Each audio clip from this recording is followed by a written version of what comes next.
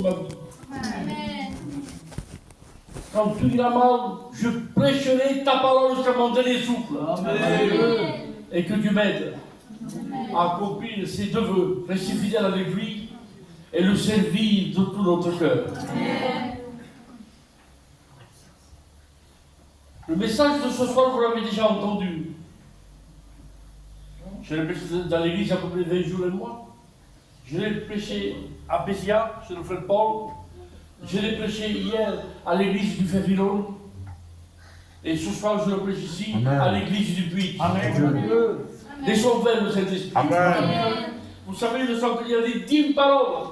Pas un message, une parole.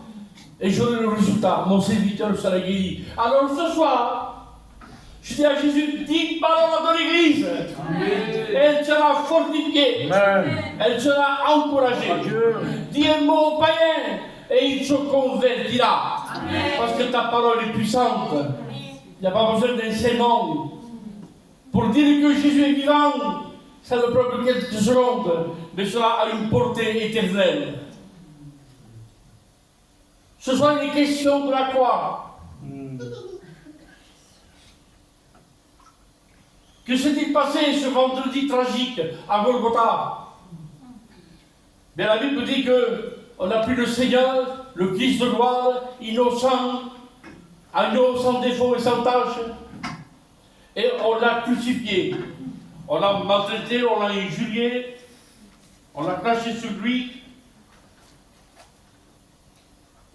Je dis, au milieu de toutes les souffrances, Ésaïe 53, toutes les souffrances prophétisées 750 ans avant que cela arrive.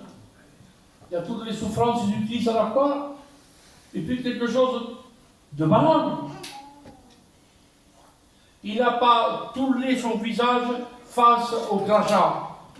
Mais j'ai dit, c'est pas autre chose. Ça fait plus de mal un coup de poing à la figure qu'un crachat, avec tout le respect que j'ai pour l'église. Ça fait plus de mal un coup de fouet qu'un crachat, et pourtant c'est marqué dans la souffrance du Christ. Il n'a pas dérobé son visage au crachat. Mais qu'est-ce que Jésus fait avec sa salive? Ben, la Bible dit que Jésus a pris de la poussière, il cracha dessus, ça fait comme une pâte. Il a appliqué sur les yeux de l'aveugle et il a été guéri. Amen. Est-ce que Jésus a besoin de faire une misture pour guérir? Non. Mais c'est pour nous dire à nous, nous faire comprendre qu'il est capable de rentrer dans le bout du péché pour nous guérir, pour nous délivrer, pour nous pardonner et pour nous sauver. Amen. De sa salive, ça les servit pour guérir. Tandis que les hommes s'en sont servis pour maudire. Ce que les hommes se servent pour maudire, lui il s'en sert pour guérir. Et si sa salive peut guérir, alors que peut faire sa parole? Elle fortifie, elle relève, elle éclaire, elle nourrit notre âme, elle dirige notre cœur, sa parole. Que Dieu soit loué ce soir. Ils l'ont crucifié entre deux brigands. La prophétie dit qu'il sera mis au rang de malfaiteur. Pour faire comprendre à la foule qu'il méritait cette place, que lui aussi c'était un criminel. Pour qu'avec un simple coup d'œil, on se dise s'il est là, c'est parce qu'il le mérite. Il est comme eux. Et quand le maître a été crucifié, ils ont baissé ses mains, ses pieds, il a été couronné d'épines, on l'a fouetté. On voyait sa chair sortir, puis la Bible dit, et les soldats s'assirent et le gazèrent. Mais ils avaient peur de quoi? Pourquoi le gazèrent? Ils le gazèrent. Mais l'évangile n'est pas fait pour être gazé. L'évangile n'est pas fait pour être arrêté. L'évangile est fait pour être annoncé, prêché à toute la création. Amen. Parce que l'évangile, ce n'est pas la puissance de l'homme, c'est la puissance de Dieu. Saint Paul le dit ouvertement. Je n'ai pas honte de l'évangile. On n'a pas honte d'être chrétien. On n'a pas honte d'être pasteur. L'évangile, c'est la puissance de Dieu manifestée pour quiconque croit. puisses-tu ce soir, toi qui as un cœur dur, enténébré, enchaîné, puisses-tu trouver grâce que la parole de Dieu touche ton cœur. Amen. Il y a quelque temps, en arrière, j'ai regardé un reportage et ils ont voulu trouver où se trouve le centre du monde. C'est-à-dire quelques serviteurs, quelques chrétiens qui le savent. Et ils ont étudié, ils ont reconnu la surface de la Terre fait 40 000 km de tour, 40 000 km pour faire le tour de la Terre. Et après maintes analyses, ils ont trouvé que le centre de la Terre se trouve en Israël. Comme par hasard. Oui, mais Israël est grand, il fait plus de 620 ou 630 km de long. Ils ont fait un zoom. Ils ont dit, le centre du monde se trouve à Jérusalem. Ça se précise, n'est-ce pas? Ça se précise. D'une nation, on tombe à une livre. Et après des savants calculs, ça a été dit par tous les chercheurs, je restais stupéfié. Dans le centre de la terre se trouve en Israël, à Jérusalem, puis ils ont dit le centre de la terre se trouve à Golgotha, au Calvaire. C'est le centre de la terre. Ce n'est pas Paris ni New York, le centre de la terre. C'est Golgotha, c'est le Calvaire. Le Calvaire est petit. Cela fait que quelques mètres carrés. Et pourtant, il y a une puissance extraordinaire. Amen. Satan a toute la terre. Le monde, c'est la terre. C'est le sang. Mais Jésus a pris que quelques centimètres de la terre. Et il a planté le drapeau de l'évangile. La puissance est sortie. Quelle était la croix du Christ? Il y a plusieurs croix. Il y a la croix grecque, la croix U, la croix égyptienne, la croix poteau et la croix du Christ, qui est la croix romaine. On l'appelle la croix poignard. Elle a la forme d'un poignard. Eh bien, c'est tout un symbole qui est réel. À Golgotha, Dieu a pris son poignard. Et Golgotha signifie Dieu du temps, n'est-ce pas? Alors le poignard de Dieu s'est levé et il a tué la mort par Jésus-Christ, notre Sauveur. Il a vaincu le monde. Oui, le poignard de Dieu a tué le mal, a tué sa force, il a été écrasé à la croix du Calvaire.